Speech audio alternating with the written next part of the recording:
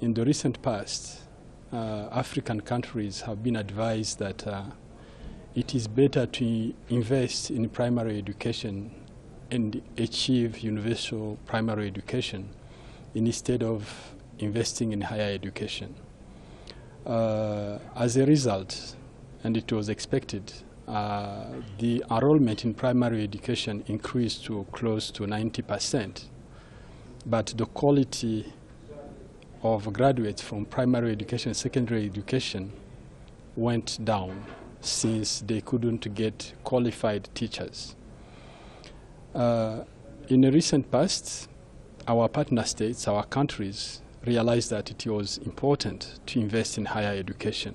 So now there is quite a lot of investment made in higher education, first at undergraduate level, but now we are putting a lot of effort also to develop master's and PhD programs.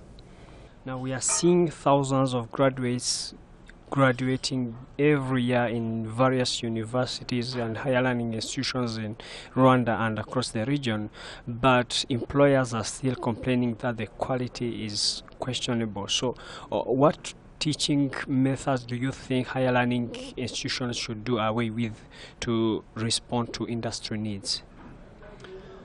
The one thing you have to work on is to make sure that the whole spectrum of education is worked on to ensure quality from primary to secondary, and then we'll get good candidates for tertiary education.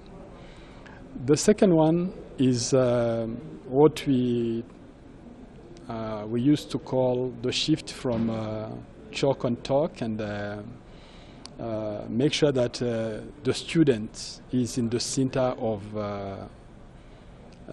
his or her training.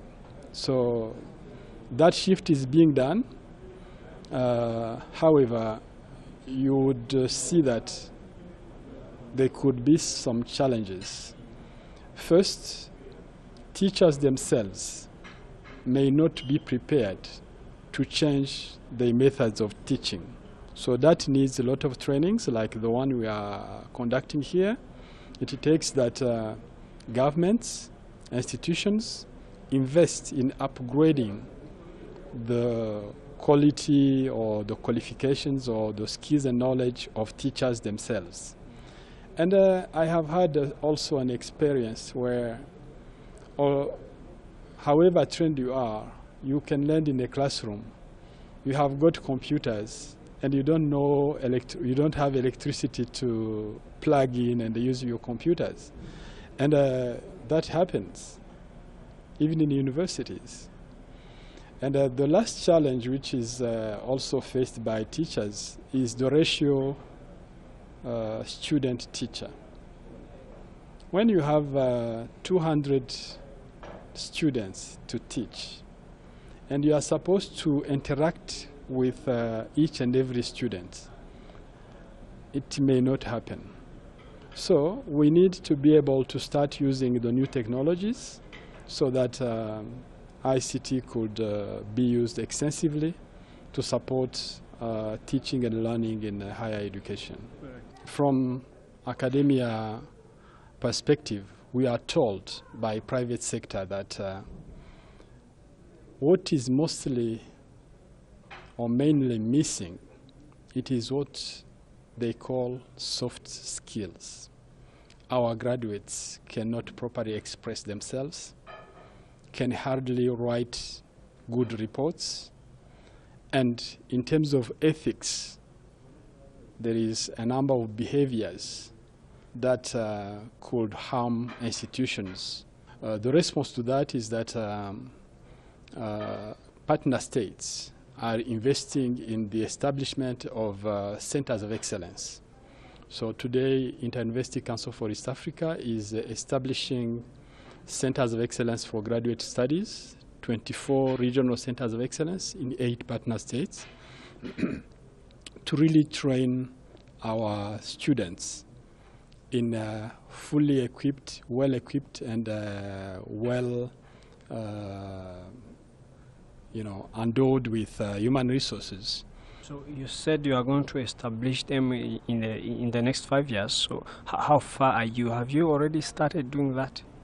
Yes, centers of excellence for graduate studies, they are already in place. For instance, here in Rwanda, we have 4 centers of excellence, one in big data, another one in the Internet of Things.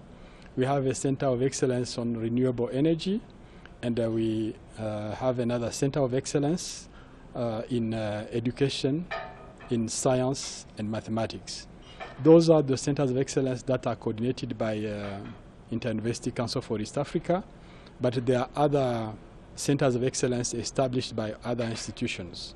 So that started already.